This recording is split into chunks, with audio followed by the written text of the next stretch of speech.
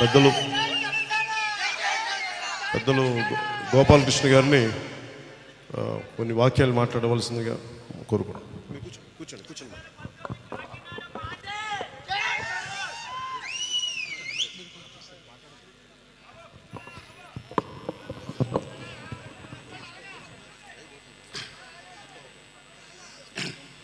మీ అభిమాన నాయకులు, జనసేన వ్యవస్థాపక అధ్యక్షులు ఏదో మార్పు తేవాలని తపనతో ముందుకు వచ్చిన మన నాయకుడికి ముందుగా నేను కృతజ్ఞతలు తెలియపరుస్తున్నాను. ఎందువల్లంటే నాపై ఎంతో నమ్మకంతో విశ్వాసంతో పెద్ద బాధ్యత పెట్టడానికి ఆయన ముందుకు వచ్చారు. ఆయన ముందుకు వచ్చారు.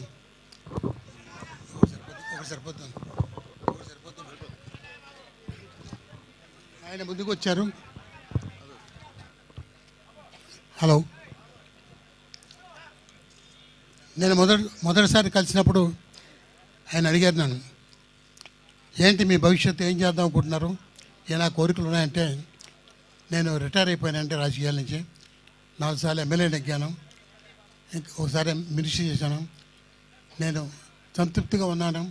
కానీ నా పట్టణానికి, నా జిల్లాకి చాలా అన్యాయం జరుగుతుంది, అది అరికట్టగలనా అని చెప్పి ఒక బాధ ఉంది అని చెప్పడం జరిగింది. వెంటనే ఆయన అన్నారు, నీ అనుభవం, నీ వయస్సు, నీ తెలివితేటలు, ఆలోచనలు నాకు కావాలి, నేను ఉపయోగించుకుంటా అని చెప్తే ముందు భయపడ్డాను. సార్, మీ కార్యకర్తలది కూడా చాలా స్పీడు, స్పీడు, వాళ్ళతో నేను పరిగెట్టలేను, నేను ఉపయోగపడతానంటే, ఏం పర్లేదు, మీరు నడవకపోతే ఎత్తుకుని తీసిపోతారు మా కార్యకర్తలు, కాబట్టి మీరేమీ సంకోచించకండి, రండి అని చెప్పి కోరడం జరిగింది. నేను మొట్టమొదటిసారిగా ఎక్కువసేపు ఆయనతో స్పెండ్ చేసినప్పుడు నాకున్న ఆలోచనలు, ఆయనపై ఒక అభిప్రాయం మొత్తం మారిపోయింది. ఆయన సినిమాలు చూసి, స్టేజ్ మీద చూసి చాలా ఆవేశపరుడు, కోపిష్టి అని రకరకాలుగా నేను అనుకున్నాను. కానీ ఆయనలో ఉన్న అనుకువ సంస్కారం చూస్తుంటే ఆశ్చర్యం వేసింది. వ్యక్తి ఇంతటి ఈ స్థాయిలో ఉండి ఎంతో మేధస్సు ఉంది, ఎన్నో పుస్తకాలు చదువుతుంటాడు, ఆయన ఎన్నో రకాలుగా నాలెడ్జ్ ఉంది. అటువంటి ఆయన నాకు గౌరవం ఇచ్చారంటే చాలా ఆనందం వేసింది. నా విలువ, నా అవసరాన్ని బట్టి నేను చేయగలిగిన శక్తి మేరకు నేను జనసేన పార్టీకి సేవ చేయాలని భావించాను. ఇకపోతే ఇంకొక విషయం చెప్పాలి ఆయనతో. మీరు జనసేన కార్యకర్తలు సేన చూస్తుంటే నా భయం వేస్తుంది. చాలా స్పీడు, వారు ఏమి ఆశించకుండా ఎటువంటి త్యాగానికైనా, ఎటువంటి సాహసానికైనా సిద్ధంగా ఉన్నారు. ఈ సమయంలో మీరు అల్లూరి సీతారామరాజు లేక భగత్ సింగ్ పేర్లు చెప్తున్నారు. ఇప్పటికీ వీళ్ళు వారి స్థాయికి ఎదిగిపోయారు. ఆ రోజున వాళ్ళు రోజుని స్వాతంత్రం గురించి ఊగిపోయారు. ఈనాడు సమాజంలోని రాజకీయాల మార్పు గురించి మీ కార్యకర్తలు ఊగిపోతున్నారు. వారు ఏమి ఆశించట్లేదు, సమాజంలో మార్పు కావాలని కోరుకుంటున్నారు. మీరు తేగలని విశ్వాసం ఉంది. వారు చాలా పైకి వెళ్ళిపోతున్నారు, వాళ్ళని కంట్రోల్ చేస్తున్న బాధ్యత మీకు ఉందని చెప్పి చెప్తామని అనుకున్నాను. ఈ సమయంలో ఆయన ఒక్కొక్క సమయంలో వివేకానంద పాత్ర వహించి మీ అందరినీ శాంతపరిచి ఈ సమాజానికి ఉపయోగపడేలాగా మీ శక్తి, ఆవేశం, కోపం, ఆగ్రహం అంతా కూడా సమాజానికి, దేశానికి ఉపయోగపడేలాగా ఆయన్ని డైరెక్షన్ ఇచ్చి మీ అందరినీ నడిపించవలసిన బాధ్యత కూడా ఆయన పైన ఉంది.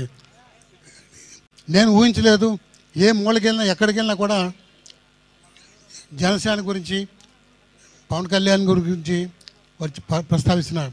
నా ఫోన్లు వస్తున్నాయి, సార్ మాకు చాలా ఆలోచనలు ఉన్నాయి, మీ ద్వారా ఆయనకి తెలియపరుస్తుంటాం, మీరు చెప్పండి, అవకాశం ఉంటే మాకు ఆయనతో కలపని చెప్పడం. నేను అడిగాను, ఇంకా బాబు నేను జాయిన్ అవ్వలేదు, జాయిన్ అవుతాను, ఆయనతో మాట్లాడతాను, ఆయన అభిప్రాయాలు తెలుసుకొని నేను సాయశక్త మీకు వారధిగా పనిచేస్తానని చెప్పడం జరిగింది. కాబట్టి మీరు కోరుకున్న విధంగా ఆశించిన విధంగా తప్పనిసరిగా నేను నా శాయశక్తుల జనసేన పార్టీ అభివృద్ధికి మా జిల్లాలోని అలాగే చాలా చోట్ల నుంచి నాకు ఫోన్లు వస్తున్నాయి, వచ్చే జెండా వందనం చేయమని చెప్పి నేను తర్వాత చేస్తానని చెప్పాను. అధ్యక్షుల వారు పర్మిషన్ తీసుకుని వెళ్ళడం జరుగుతుంది. ఈ సమయంలో కాకినాడ నుంచి నేను అనుకోలేదు, మా జిల్లా నుంచి అన్ని ప్రాంతాల నుంచి కూడా చాలామంది చెప్పకుండా వచ్చేసారు. కార్లు వచ్చేసారు, ఫ్లైట్లు వచ్చారు, ట్రైన్లు వచ్చారు, బస్సులు వచ్చేసారు. అందులో కొంతమంది ముఖ్యులు ఉన్నారు, మిమ్మల్ని కలుసుకోవాలని చాలా ఆతృతగా ఉన్నారు. ఒకటి టీడీపీలో ఒక కార్పొరేటర్గా నెగ్గి ఈనాడు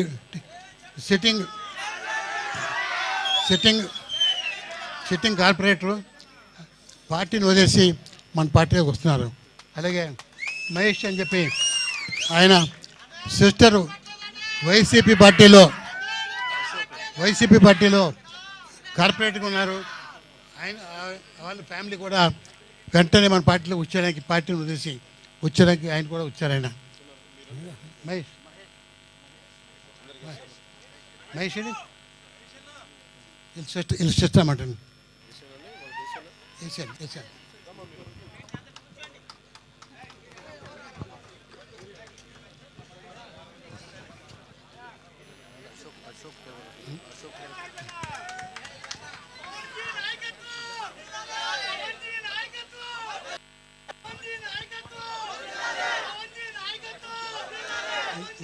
ఇంకొకరు అశోక్ అని చెప్పి వైసీపీ నుంచి వచ్చారు.